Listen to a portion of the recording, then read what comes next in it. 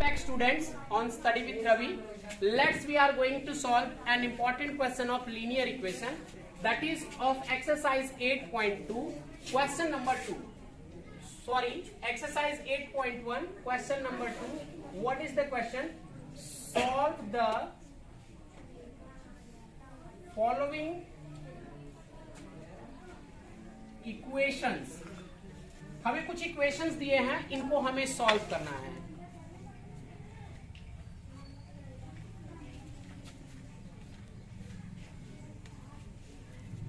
So we are going to start. The first question was very easy, that's why I leave it. We are going to solve the question number B, that is n by 4 minus 2 is equals to n by 6. तो बेटा पहली चीज तो हम ये discussion करें कि linear equation को सॉल्व करना होता क्या, या किसी भी इक्वेशन को सॉल्व करना होता क्या है. तो जब किसी इक्वेशन में वेरिएबल यूज्ड हो, उसी वेरिएबल की जो न्यूमेरिक वैल्यू हम फाइंड आउट करते हैं, इसी को कहते हैं solving the linear equation. And the value for which the given equation is satisfied for the given variable is known as solution of that equation. यानी किसी इक्वेशन में जो वेरिएबल है, उस वेरिएबल की जिस वैल्यू को रखने पे हमारा इक्वेशन सेटिस्फाइड होता है, उसी को उस इक्वेशन का सॉल्यूशन कहते हैं. तो चलिए स्टार्ट करते हैं क्वेश्चन बी. तो लीनियर इक्वेशंस को सॉल्व करने का एक सिंपल सा कॉन्सेप्ट जो हम हर क्वेश्चन में अप्लाई करते हैं, वो ये होता है कि हमेशा हम वेरिएबल्स को लेफ्ट में ले जाते हैं और कांस्टेंट को राइट में. जैसे यहाँ पे आप देख रहे हैं n by 4 minus 2 is equals to n by 6. तो हमने क्या किया, n by 6 को LHS में भेज दिया और 2 को RHS में भेज दिया एज पर द रूल.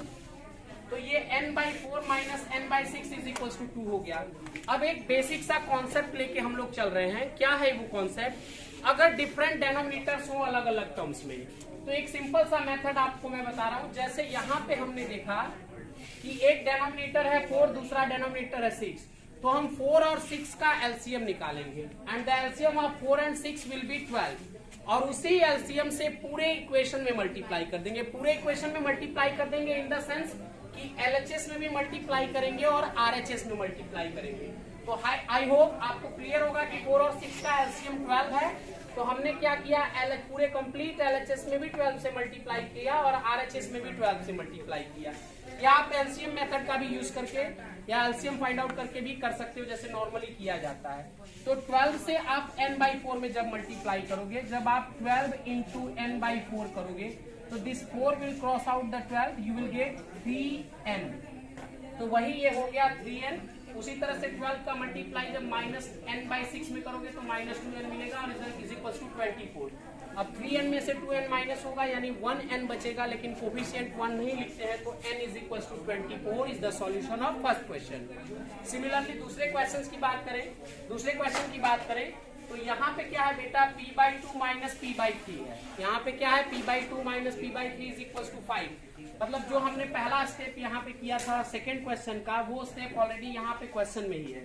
अब क्या करेंगे, सेम 2 और 3 का एलसीएम लेंगे जो कि आएगा 6. अब एलएचएस और आरएचएस यानी पूरे कंप्लीट इक्वेशन को 6 से मल्टीप्लाई करेंगे, तो मिलेगा 6 into P by 2 minus P by 3 is equal to 5 into 6.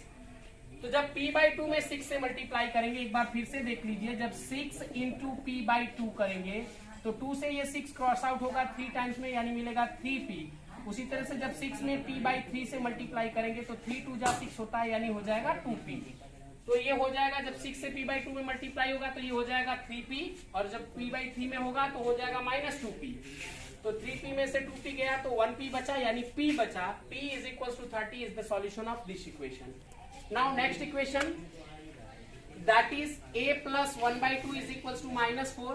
तो हम इस 1 by 2 को आरएचएस में सेंड करेंगे, और जैसे ही आरएचएस में सेंड करेंगे we will get a is equal to minus 4.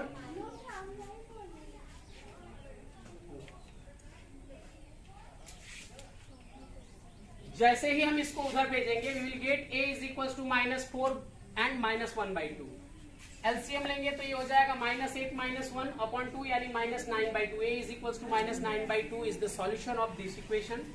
Now next one is that, and it is very important, that is it is most important question. You can say that it is most important question. What is the question? 1 by 3 minus 1 by x is equals to 1 by 2. तो LCM जैसा मैंने आपको बताया था कि 3x और 2 का LCM ले लीजिए. हालांकि वो हम बाद में करेंगे क्योंकि यहाँ पे वेरिएबल है तो एलसीएम लेने में प्रॉब्लम होगी. तो हमने क्या किया, 1/3 को उधर भेज दिया, -1/x is equal to 1/2 minus 1/3। अब इन दोनों का एलसीएम कितना है, 2/3, 2 और 3 का 6। तो हमने क्या किया बेटा, इधर भी 6 से मल्टीप्लाई किया और उधर भी 6 से मल्टीप्लाई किया। तो 6 इंटू 1/x ये हो जाएगा 6/x इज इक्वल टू -1/2 में जब 6 से मल्टीप्लाई करोगे तो -3 और 1/3 में जब 6 से मल्टीप्लाई करोगे तो 2। तो -3 + 2 ये हो गया, यानी 6/x इज इक्वल टू -1 हो गया।